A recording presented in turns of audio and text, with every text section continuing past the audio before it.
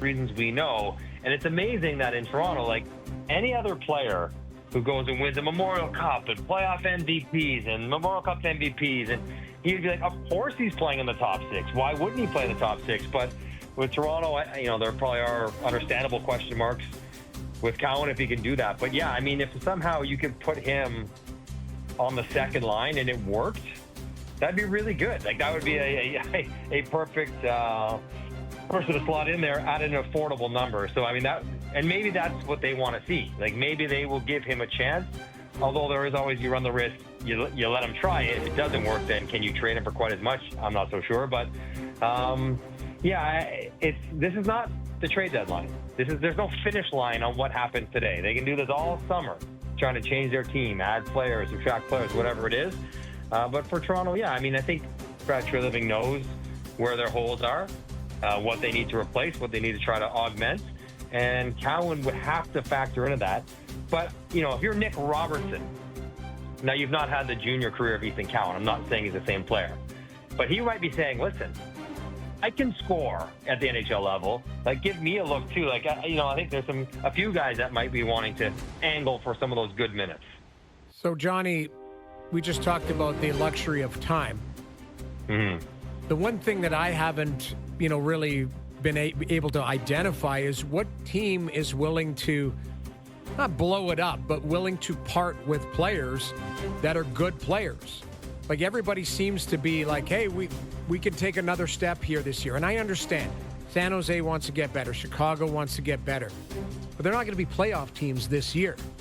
So is there a team that you would identify that maybe Toronto would circle and say, give them 10 to 20 games and they'll be selling, whether it's Pittsburgh or, maybe an organization that we're not focusing on that believes they're not a playoff team, but they're trying to at least sell to their ownership, to their fan base. We're going to give these players a run and see how it unfolds in the first 20 games of the season. Well, I mean, I think the obvious answer, Noodles, is the one you mentioned, Pittsburgh. Yeah. Like, they have Brian Rust and Ricard Raquel. Yeah. Both are legit top six wingers. Both can score 30 goals when playing with good players. Both have decent contracts that the Leafs or any other team could probably absorb if you move out a little bit of money. And if you give them picks and prospects and good young players like an Ethan Cowan caliber player, you could get that guy. You could get him now probably if you wanted, but maybe you wait 10 or 20 games and Pittsburgh realizes they're not going to make it again. And the motivation for the team to move them and for the players to allow themselves to be moved grows a little bit. I think that will be a team that every other club in the NHL will circle and say, okay, let's watch them because eventually they're going to want to move off those guys. And the other guy, I don't know if he's a top six guy, but he's one of the best third-line players in the league, and that's that Blake Coleman. Yeah. I think Blake Coleman in his last year in Calgary, I don't know if they're going to want to extend him well into his 30s.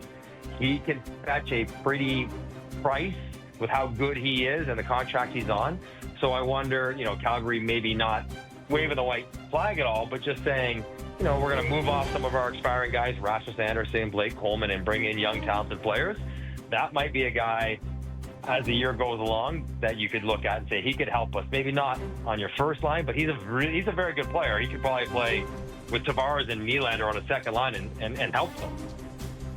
MJ, when you look at the DNA change that Brad Treliving is seeking here, now he's sort of we had him on earlier in the show, and he sort of amended it to talk about it's a little bit about bringing in different players, but also about changing the internal mentality of the stuff between the years and big moments and all that stuff. But when you look at the way they're going to proceed with, they brought in some guys here. We all know the list.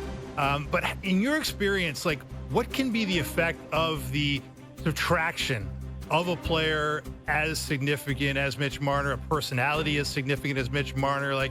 Is there a way you could spin it? Obviously, you're not replacing the 100 points, but there has been moments, or there have been situations in sports of addition by subtraction just because it changes the mix somehow.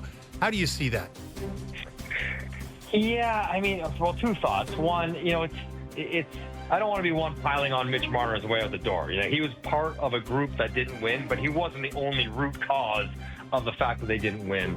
And it feels like the guys liked him. It's not like he was a problem, that somehow removing him and his game or his personality will somehow free up the other guys to go and become greater than they were when he was around. I don't think he had that kind of influence. But there's no doubt, like, the personality of a team is largely, you guys can attest to this, is largely dictated by their best players. And Mitch Marner was one of the best players. And so whatever that personality was, the team would take some cues from it. And Hayes, you've referenced this a lot over the years. Not that you have a problem with any one of the big four guys, but they're all sort of wired similar.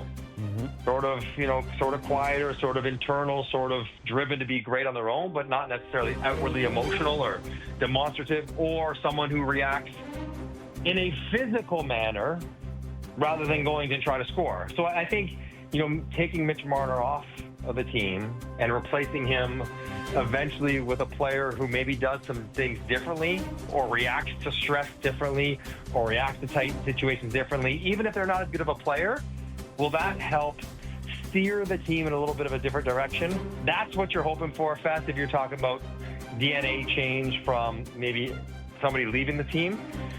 But the other part about it is when Tree talks about growth and the guys that are there dealing with things differently, if it was easy, they would have done it by now. Like, this is not a new phenomenon. This is 10 years in the making. They've had plenty of stressful situations to learn, to react, and to, in theory, do something different the next time through. They haven't, as a group, done anything differently. It looks actually quite similar year after year after year, which is part of the frustration with a team this good. So it's easy to say, and unless, and I'm not even being flippant here, like, unless there's a commitment to, like, a sports psychologist or, like some tangible change other than just saying, let's try to be different. Let's try to be bold. Let's try to be brave. Let's try to be courageous and embrace the stress. They've done that before, and it hasn't worked. So I don't know. Eliminating Mitch Marner, talking about it out loud, I don't know if you can expect it to change significantly because, I don't know. If they could have, they would have. Yeah.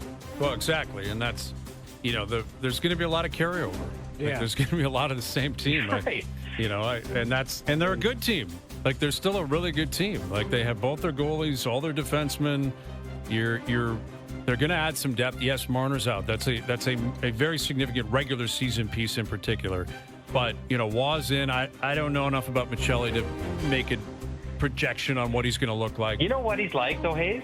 He might be like, I don't want to stretch too far. He plays a similar style of Mitch Marner, just not nearly as good. Mm-hmm. That makes sense. Yeah. Like, he's sort of a complimentary facilitator, creative with the puck, pass-first guy, not robust physically, relatively responsible, and he might get you, if he plays with good players, he might get you 50 points. So, versus the 100 Mitch gets, but like that's sort of what he is. Okay. Well, listen, if it pops here, then that's a good find because they didn't pay a lot for him. But beyond that, there's going to be more additions. There's going to be depth, but there's still going to be a good team. Like this year, I fully expect that there's still going to be a good team. But Florida's going to be a great team. Yeah. I think Montreal has improved. I'm curious what Ottawa still has in store the rest of the offseason.